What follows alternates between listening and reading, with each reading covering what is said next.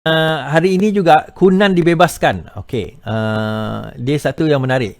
Saya baca SPRM siasat perkembangan baru kes Kunan. Suruhanjaya SPRM memaklumkan terdapat perkembangan baru dalam kes wilayah Menteri Wilayah, bekas Menteri Wilayah iaitu Tengku Adnan Tengku Mansur atas pertuduhan menerima rasuah 1 juta daripada seorang ahli perniagaan pada 2013. Yang ini dia kata duit poket dia 2 juta. Lah setakat 1 juta tak boleh kata rasuah, dia kata. Dia kalau terima rasuah ni walaupun gaji dia mungkin 100,000, kalau dia terima 10,000 pun dia tetap rasuah. Dia bukan jumlah tu tetapi perbuatan itu. Merujuk kes yang sama, SPRM difahamkan terdapat pengembangan baru yang dimukakan oleh pihak tertuduh serta satu laporan dibuat terhadap seorang saksi lain yang memerlukan siasatan lanjut. SPRM akan memulakan siasatan dengan perkembangan terbaru tersebut dan mengukuhkan semula kertas siasatan kepada Peguam Negara untuk pertimbangan setelah semua selesai, katanya kepada media hari ini. Kenyataan itu dikeluarkan susulan keputusan Mahkamah Tinggi melepas tanpa membebaskan tertuduh daripada dakwaan kes berkenaan. Terdahulu, Hakim Mahkamah Tinggi Muhammad Nazal dan Muhammad Azli mengeluarkan perintah semasa prosiding Mahkamah terbuka pagi ini. SPRM berkata pihaknya mengambil maklum keputusan tersebut namun menegaskan keputusan melepas dan membebaskan itu tidak bermaksud tertuduh dibebaskan sepenuhnya. Namun masih boleh dituduh pada bila-bila masa sekiranya diberi keizinan mendakwa daripada Jabatan Peguam Negara. Okey. Pertama sekali kita kena faham ini. Kunan dituduh menerima rasuah daripada seorang ahli perniagaan pada tahun 2013 pada jumlah 1 juta. Ahli perniagaan tersebut sudah pun didakwa dan sudah pun mengaku bersalah dan sudah pun dipenjarakan ataupun didenda. Sekarang ini itu part dia. Sekarang ini part Kunan yang menerima. Yang memberi pun sudah mengaku. Maksudnya yang menerima adakah dia mengaku atau tidak? Okey, kenapa saya kata demikian? Kenapa pentingnya benda itu? Kerana untuk mengatakan bahawa yang memberi itu bersalah, dia perlu terdapat perbuatan tu. Aktor serius, kena ada perbuatan kepada kesalahan tersebut. Saya mengaku saya mencuri, tapi tak ada benda dicuri, tak ada benda hilang, tak ada perbuatan mencuri. Walaupun dia mengaku saya bersalah mencuri, saya mencuri. Tetapi kau curi apa? Tak tahu, tapi saya mencuri. Okey, kat mana? Tak tahu. Tapi saya mencuri. Tolong tangkap saya, masukkan dalam penjara. Tak boleh. Dia tak ada istilah macam tu. Kena ada perbuatan mencuri tu. Walaupun kita mengaku kita mencuri. Kan? Paling kurang pun polis kata kau ni dah gila ke apa? Ngaku kau mencuri tapi tak ada kejadian mencuri. Tak, aku rasa aku bersalah. Kau tolong tangkap aku, masuk dalam penjara. Tak boleh. Jadi dalam kejadian rasuah tadi tu, dia dah mengaku dia bagi. Maksudnya, dan dia bersalah, maksudnya yang menerima itu memang terdapat kes terhadap dia. Sekarang ini kes terhadap orang yang menerima. Jadi hari ini menariknya apabila dikatakan bahawa bahawa kes tersebut telah digugurkan dan sebab apa pendakwa raya gugurkan? Sebab apa hakim gugurkan? Sebab dia kata pendakwa raya tak nak teruskan kes tersebut. Kenapa pendakwa raya tak nak teruskan kes tersebut? Kerana SPRM yang mana yang pegawai penyiasat ataupun agensi yang menyiasat kejadian ini mengatakan bahawa terdapat perkembangan baru di mana mereka memerlukan siasatan yang lebih lanjut sebelum meneruskan siasatan ini. Dan dikenakan dia hakim mengatakan itu discharge not amounting to acquittal. Dia ada dua jenis discharge ya. Satu discharge amounting to acquittal, DAA, discharge amounting to acquittal, DAA. Satu lagi DNAA, discharge not amounting to acquittal. Apa maksud dia?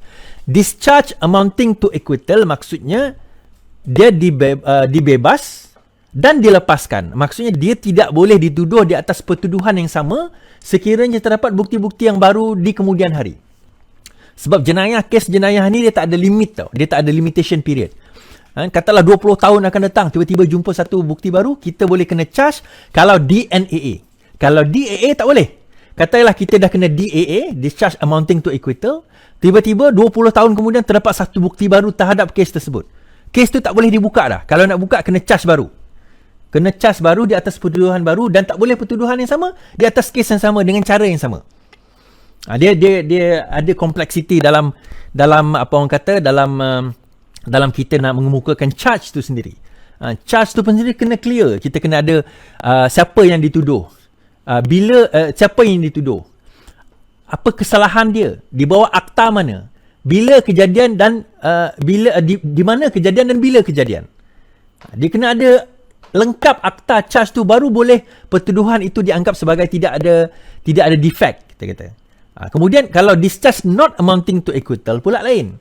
DNAA ni adalah di mana katakanlah dia dah didapati tidak bersalah, tiba-tiba suatu hari nanti, satu hari nanti, mungkin esok, mungkin lusa, mungkin tahun depan, mungkin 10 tahun akan datang, dijumpai satu kes yang baru in relation to that case yang boleh menguatkan DNAA tadi tu, maka boleh beliau di-charge semula di atas kes yang sama. Sebab itu lawyer Kunan hari ini memohon supaya DNAA, discharge not amounting to acquittal, itu diubah kepada DAA, discharge amounting to acquittal. Tetapi mahkamah menolak kerana SPRM mengatakan bahawa, kaya baca balik, terdapat perkembangan baru. Dia kata SPRM akan memulakan siasatan dengan perkembangan baru tersebut dan mengumpulkan semula kertas siasatan kepada Jabatan Peguam Negara untuk pertimbangan setelah semuanya selesai. Maksudnya apa? Setelah dijatuhkan hukuman, telah dilepas tetapi tidak dibebaskan. Sekarang ni SPRM, kenapa dia kata discharge not amounting to acquittal tu? Kerana dia berpendapat bahawa sekarang ini isu dia apa? Dia kata bahawa kes ini terdapat satu benda yang baru, mungkin bukti baru ke, saksi baru ke, atau saksi yang lama tu ada masalah ke apa, kita tak tahu.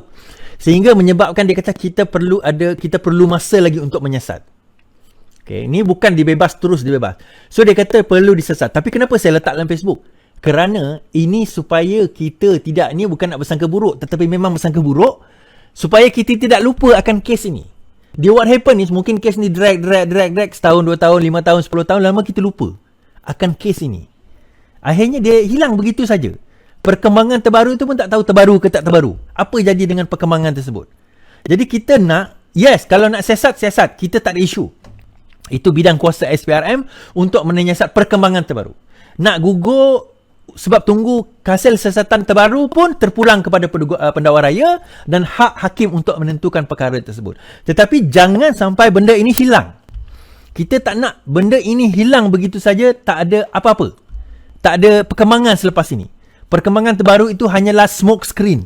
Hanyalah decoy supaya benda ini dia delay dan akhirnya dengan harapan rakyat Malaysia lupa akan kejadian dan perkara yang berlaku mengenai Kunan ini. Kita tak nak benda itu berlaku. Kita tak nak kejadian tersebut berlaku dan kita tak nak benda ini menyebabkan kita punya,